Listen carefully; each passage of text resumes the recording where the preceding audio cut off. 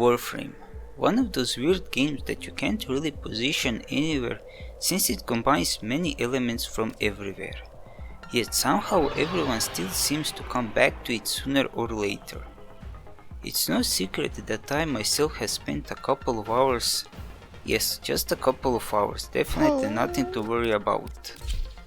Considering this absolutely not high number of hours, I can safely say that I have done all the missions, I have shot all the weapons, I have gathered all the plants, I have done everything and I have everything. Mostly everything. So, what is left in this game for someone like me? Honestly, other than mindless massacre and putting stuff into oblivion, nothing much. So I was thinking, what can I do to elevate my Warframe experience? People are doing all kinds of guides, tier lists, builds, so what can someone like me do? I have actually spent approximately at least 2 minutes doing highly extensive research and I came up with an idea. How about we randomly pick 2 Warframes, throw them in an expensive arena and watch them absolutely destroy each other. We could also give them weapons. It will be fun. Yes, that's not gonna work. Player versus player never took hold in this game and it never will. So what can we do to test these Warframes and see who is the ultimate champion? Simple. We just make them do what every Warframe does best. We make them send as many enemies as possible to next state of existence, and then we declare the winner. Just like any other contest, this one also has rules. Rules are as follows. Chosen Warframe must have at least one damaging ability. If a Warframe is not able to use any skills to kill enemies, then it cannot enter this competition. Now that I think about it, is a Warframe still a Warframe if it doesn't kill enemies? Good question. Second rule. Chosen Warframes must have same builds. We know that Warframe's power comes from their mods. Now, some Warframes benefit more from some mods than the others. In order to make this battle as balanced as possible, each Warframe will get same set of mods. These bad boys here. With these mods, I think I will have reasonable survival chances, enough energy, and I have even added some ability enhancing stuff. Third rule. Warframes must be of same rarity. Either basic version or basic dot prime. I have all Warframes and their prime versions, but forcing them to use one set of mods might prove challenging considering that some of my Warframes are already putting extra work in mod config slots. So either both basic or both prime. For mod polarity reasons. Rule number 4. No weapons, no pets, no AI helpers, no operate. We are testing Warframes, not their servants. Only one weapon is allowed to stop the game from telling us this is a stupid idea. Fifth rule. Considering the fairness of this challenge, both Warframes have to go on the same mission. Judging by the nature of this plan, it will be survival. It will always be survival. Nothing else to explain here. Sixth rule. Warframes have 10 minutes to go on a rampage, using their abilities to dispatch as many enemies as Warframely possible. And that's it. Nothing more, nothing less. Whoever kills more enemies by using only their abilities wins this contest. Time to actually start this. How are we going to pick our Warframes? I could spend hours thinking about this problem, but I'm just gonna make a necessarily complicated table, fill it with all current Warframes, give those Warframes a number, and then I'm gonna use state-of-art random number generator, and I will totally not pretend I haven't rolled before if I don't get something interesting. Okay, seriously, I will not cheat, I swear. First roll will go, no shady business. I have made our Warframe table, and as you can see, we have 56 Warframes. Honestly, I thought this would take me longer, but here we are. Now, let's talk about that one Warframe that is really sticking out. Why? Well, as far as I can tell, Harrow has no damage abilities. He is obviously very strong if you give him rocket launcher, but his abilities are not suitable for our contests. It is safe to say that he is absolute loser in what I'm trying to do here.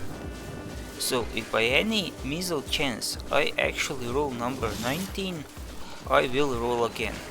There is something that I really haven't talked about before, but I will now. I know that exalted weapons are technically abilities, and as such, I will allow their usage. However, just like our default must-take weapon, they will be completely unmodded, just their default version. Now, please keep in mind, this is first video in what I currently plan to make a series, so for any future references and possible viewers, some rules might change in the future. Some of you will ask me, well, is this allowed? And I will calmly tell you yes, I make rules here. After very calm and absolutely random rule, our first Warframe is Limbo. Limbo is one of Warframes that I actually sometimes use for specific things.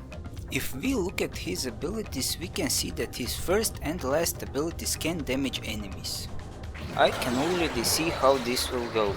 Bad thing is that when I look at my third config slot, I don't see many polarities added, but considering that I also put the reactor in this guy, I can safely say that I can apply those must-have mods pretty easily.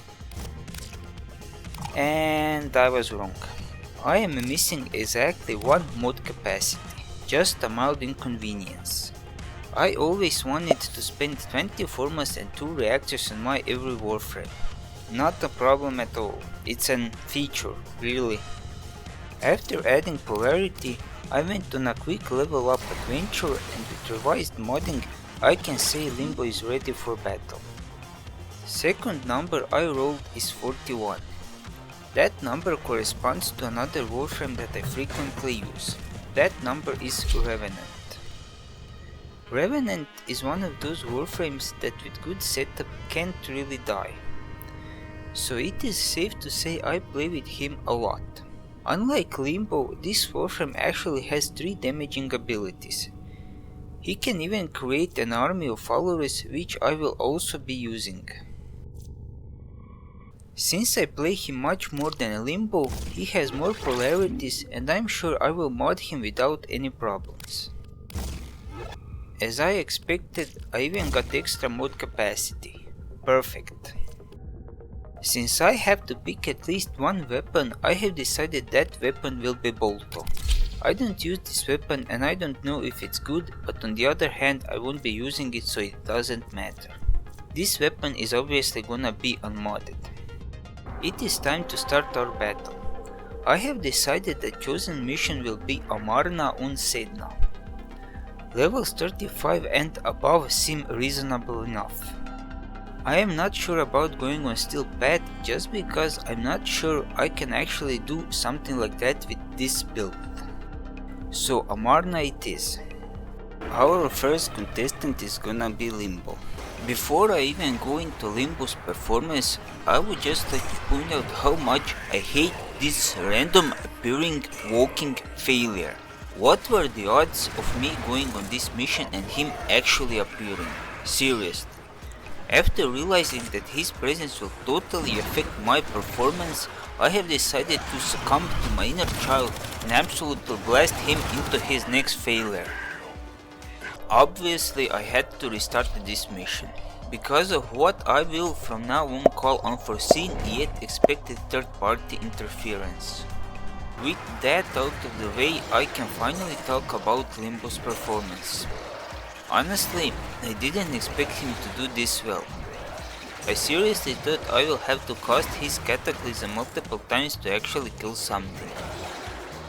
I was surprised at how much damage his 4th ability actually does. And there isn't much more to say.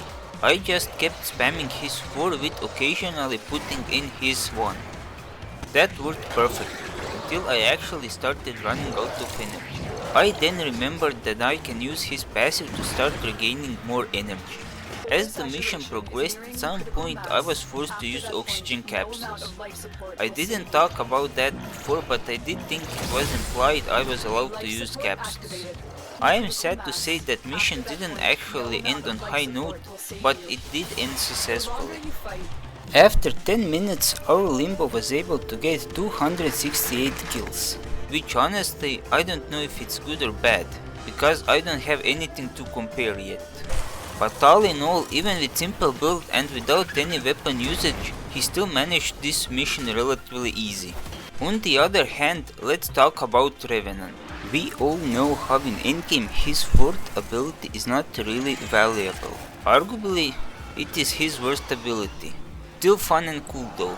With that in mind, I have decided to use his first ability to turn these glitches into my deadly assistants, and let me tell you, that worked absolutely amazing. They have absolutely pounded each other, and the best part, no matter which one dies, as far as I can tell, I get the kills. Awesome. It is safe to say that this ability alone could carry me through this endeavor. As mission progressed, I decided to throw his disco skills in the mix. All in all, he definitely performed much better than Limbo, and I actually like the idea of only using his abilities for everyday playthrough. It's actually kinda fun, and without all the shooting and swiping, you can actually have better focus on using his abilities. At the end of the mission, I was able to get 502 kills, which it's safe to say beats Limbo's score by almost 100% more. Honestly, I'm not surprised. However, I will say that both Warframes are able to clear these types of missions relatively easy. There is just something about Revenant Strauss going ham on their former allies. Beautiful. Absolutely beautiful. This round goes to Revenant. That's gonna be it for our little contest.